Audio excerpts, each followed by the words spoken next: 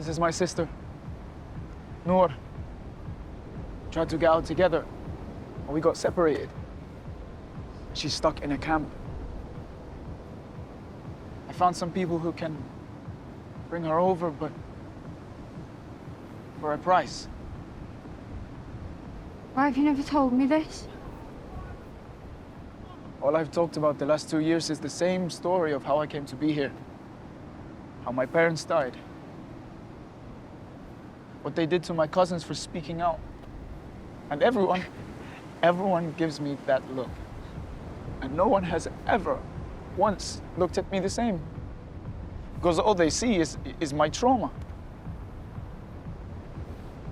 That's why I didn't tell you. Because I liked how you looked at me. Yes, Kelly. You made me feel nice.